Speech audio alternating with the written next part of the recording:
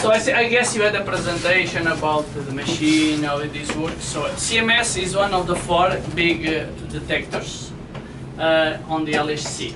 CMS and Atlas are looking more or less for the same thing, the Higgs and new physics.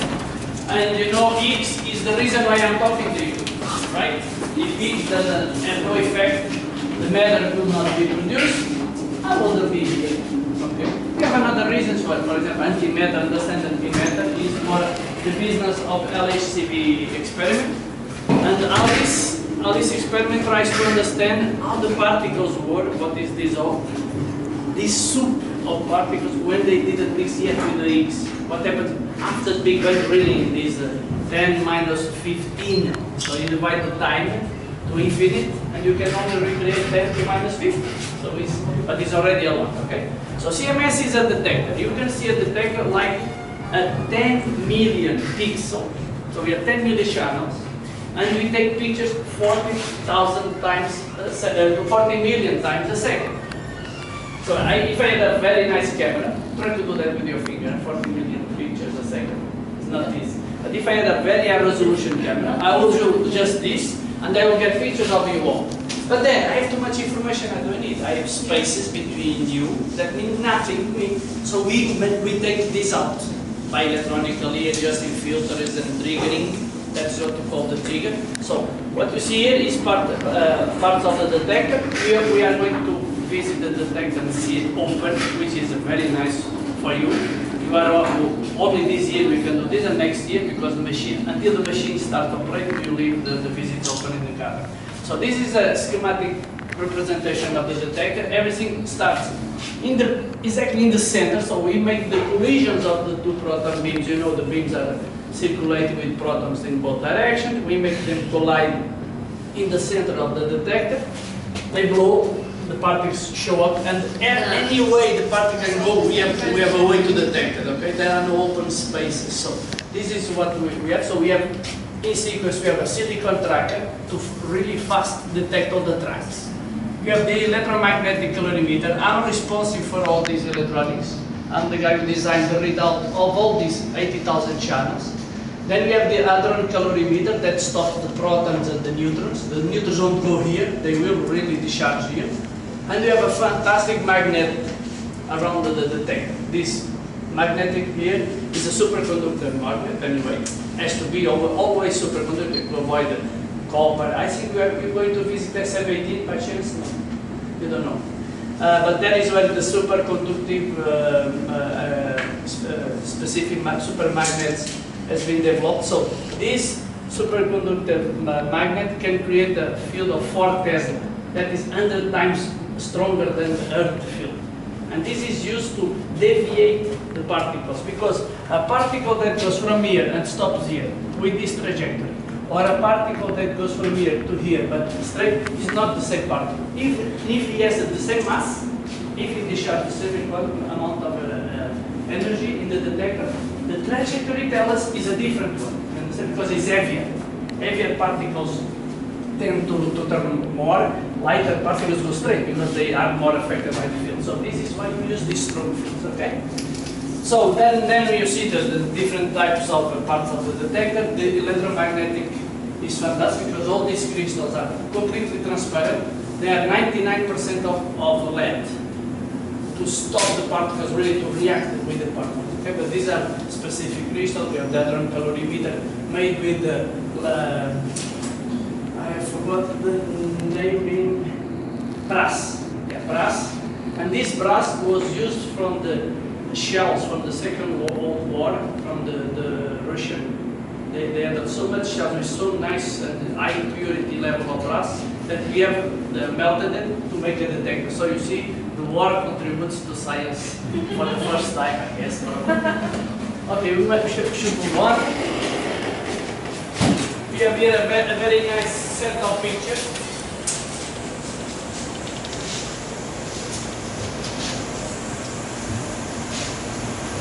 We have a very nice set of pictures from the starting excavating the drilling the access tunnel, which is one of those you see here. If you look up, you see the day up, daylight up there. At the same time, we have started to assemble all the main pieces. CMS is built of 11 pieces. Okay? Contrarily to Atlas, Atlas was building all the components downstairs because it's so big. It's 44 meters by 22. It's really impossible to lower. We managed to bring 11 slices and lower all the components down, as you see in the picture. We were assembling while the cavern was being finalized. We have some very nice anti-fire system that fills up the cavern with some foam, but you can breathe if you go inside. You cross the foam and it's perfectly breathable. But the air cannot propagate, so the fire stops. And this can fill up the cavern under the tank in some 5 minutes, which is impressive. Huh? So you see this was when they inserted the magnet on the back of the tank. And we have other pictures. The important one was the lowering of the central unit that I'm trying to find out where it is. So this unit there is the central one. You are going to see it now, full of the detectors like it is now, with all the cabling passing by. But these pieces are movable. You can move these pieces without removing a single cable. Because connected, disconnected, destroy. So we move all these pieces, as you will see in the cavern, without removing a single one. So we lower everything down when we assemble everything, as you're going to see in the cavern. We have to move first because otherwise he will collide with me. Let's go.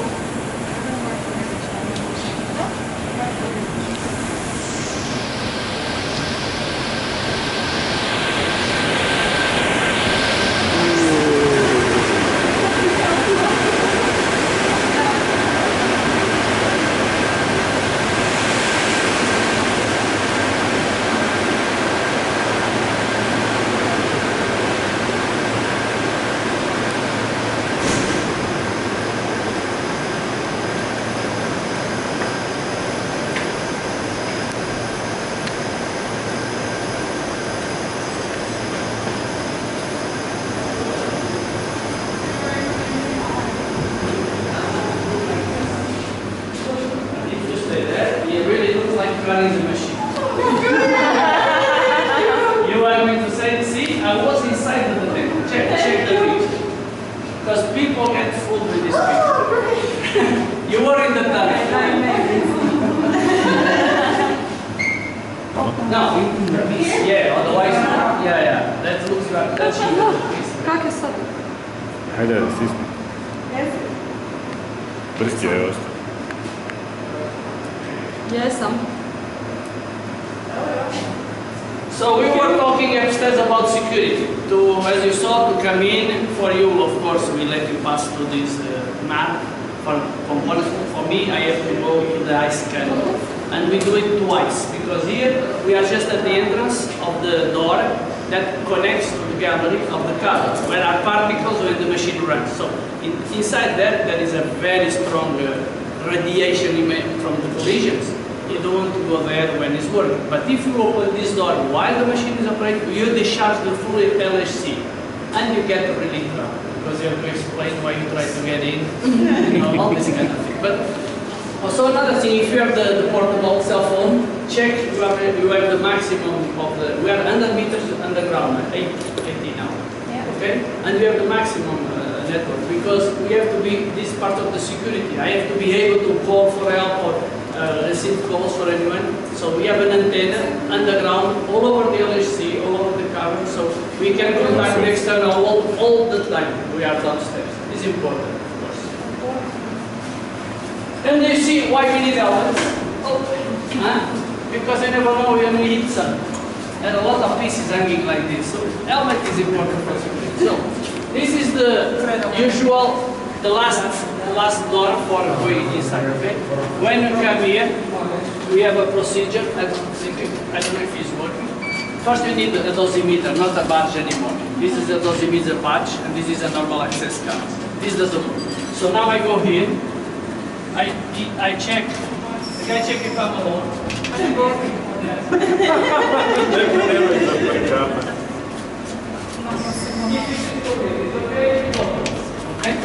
More than this, of course, I have to already be authorized to go in, and we have also the security guys upstairs looking at that. allow you all to come in. But since it is a visit, you all go in. You know.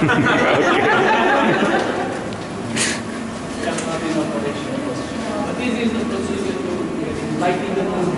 And I don't need to lift.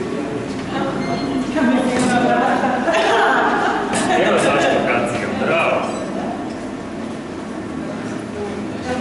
Slijedom misleće kada s prstom kao da sam unutra u mašini, vidjet ćeš. Ne mi jesam bilo u mašini, kao da jesam. You see, why you need helmets? Because these guys, they don't care about it. You are told you can always open it. So now we are just at the door of the CMS detector, and you are going to see one of the most impressive machines made by man.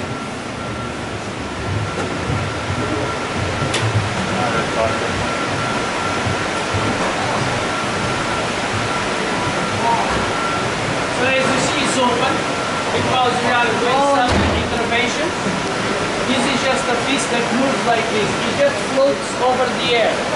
With the parts, the orange parts, you put compressed air and it floats. And you just push it hard.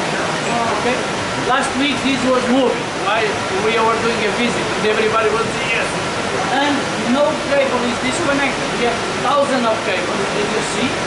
All these moves with this flexible for the cables, for the gas, for the iron, for the fibers. Everything moves without disconnecting because otherwise we disconnect.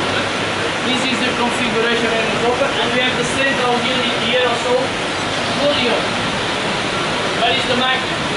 And inside is the rest of the thing. We don't see it because we have this piece. But this is the central unit that holds the magnet. By itself is 6,000 tons. It's one Eiffel Tower weight. The weight of the one Eiffel Tower is a lot, really heavy. Most of the weight is of course the magnet himself. It's 2,000 tons just the magnet.